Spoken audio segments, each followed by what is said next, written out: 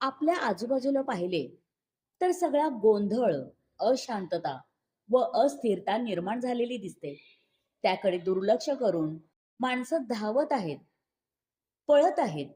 मानसिक स्वास्थ्य बिघडवणाऱ्या वातावरणाकडे पाहायला कोणाला वेळच नाही, असे ते त्यांच्याच तालात राहतात. त्याबाबत काही विचार करायला तयारच नसतात. चालतच राहते, होतच राहते, घडतच राहते असं म्हणून सगळ्या प्रकारच्या प्रदूषणाकडे, त्रासदायक गोष्टीकडे सामाजिक जीवनात दुर्लक्ष करतात. म्हणून जगणे जीव घेणे बनले आहे असे जाणकारांना वाटते. मग तो गोंधळ आवाजाचा असो, भानगडीचा असो, मरण प्राय असो की बरबडण्याचा असो, कसलाही असू द्या, मनाला समाधान व आल्हाददायक वाटेल असं वातावरण अनुभवाला येत नाही. नुसतीच गरगर, घरघर आणि धडधड चाललेली आहे. त्याबाबत माणसं संवेदनशील देखील राहिलेली नाहीत. अशा या गोंधळात हरवत गेलेल्या जीवनाविषयी फारच बधीर असलेल्या माणसाचे दर्शन डॉक्टर मनोहर सुरवाडी यांनी बहिरा मुका बाप या कवितेत घडविले आहे. ऐकूया कविता बहिरा मुका बाप. वर्गणी देऊन बाप मोकळा झाला. गल्लीत गणपती बसला. घराच्या बाजूला रोज डीजे वाजला. घरात भूकंप झाला. बाप बहिरामुका बनला. काही न बोलता झोपून गेला. जसा कानात मळ साचला, तोंडात कोणी बोळा कोंबला. जसा कानात मळ साचला, तोंडात कोणी बोळा कोंबला. विसर्जनाच्या मिरवणुकीत डीजेच्या गाण्यावर बाप रंगून गेला. सोबतचा माणूस हार्ट फेल होऊन मेला.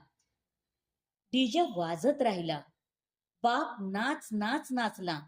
बेधुंद झाला. रात्र फुल्ल होऊन घरी आला.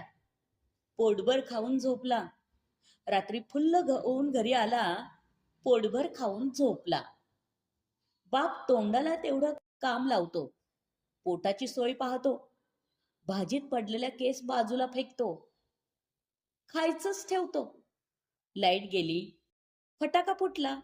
बाप हादरला.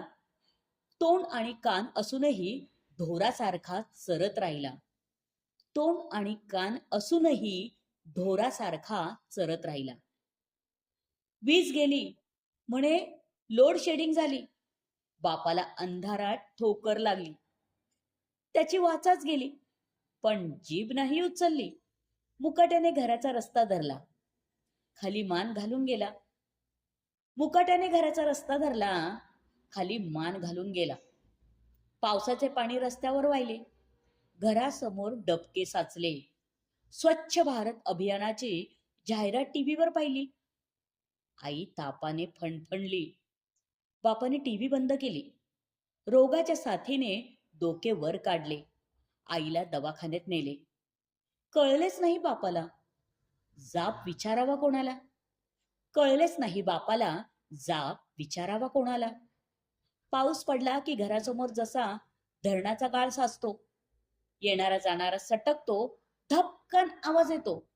त्याला पाहून बाप हसतो. पण सिस्टीमला बोलत नसतो. ऐकत नाही एकीचे बळ आणि दाबत नाही सिस्टीमची कळ.